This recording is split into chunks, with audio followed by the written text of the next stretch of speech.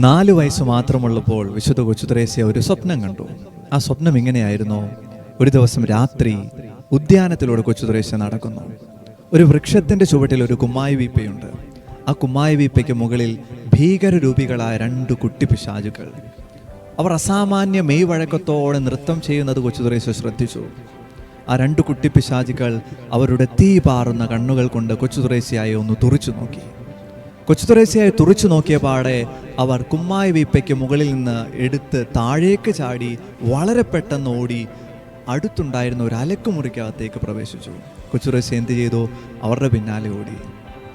അലക്കുമുറിക്ക് പുറത്ത് നിന്ന് ജനാലയ്ക്കുള്ളിലൂടെ കൊച്ചുത്രേസ്യ ആ 2 കുട്ടി പിശാചുക്കളെ നോക്കി. അവർ ഭയചകിതരായി മേശപ്പുറത്ത് അങ്ങോട്ടും ഇങ്ങോട്ടും ഓടുകയാണ്. കൊച്ചുത്രേസ്യ ഇത് ശ്രദ്ധിച്ചു. ഈ 2 കുട്ടി പിശാചുകൾ ഇടയ്ക്ക് ജനാലക്കരികിലേക്ക് വന്ന് നോക്കും. കൊച്ചുത്രേസ്യ അവിടെ നിൽപ്പുണ്ടോ എന്ന് അന്വേഷിച്ച് കൊച്ചുത്രേസ്യ അവിടെ നിൽക്കുന്നു എന്ന് ബോധ്യപ്പെടുമ്പോൾ അവർ വീണ്ടും ഭയപ്പെട്ട് ഭയചകിതരായി അങ്ങോട്ടും ഇങ്ങോട്ടും ഓടുന്നു. 4 വയസ്സ് മാത്രമുള്ളപ്പോൾ കൊച്ചുത്രേസ്യ കണ്ട ഈ സ്വപ്നം 22ാമത്തെ വയസ്സിൽ കൊച്ചുത്രേസ്യ നവമാലിക എന്ന് പറയുന്ന തൻ്റെ ആത്മകഥയിൽ കുറിച്ചു വെച്ചു.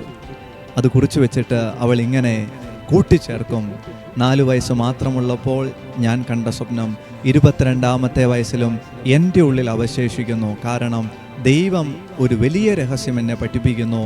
വരപ്രസാദത്തിൽ നിലനിൽക്കുന്ന ഒരാത്മാവിനെ പിശാചുക്കൾ പോലും ഭയപ്പെടുന്നു. വരപ്രസാദത്തിൽ നിലനിൽക്കുന്ന ഒരാത്മാവിനെ പിശാചുക്കൾ പോലും ഭയപ്പെടുന്നു. വിശുദ്ധിയിലാണോ നിന്റെ നിലനിൽപ്പ്? പിശാചുക്കൾ നിന്നെയും ഭയപ്പെടും.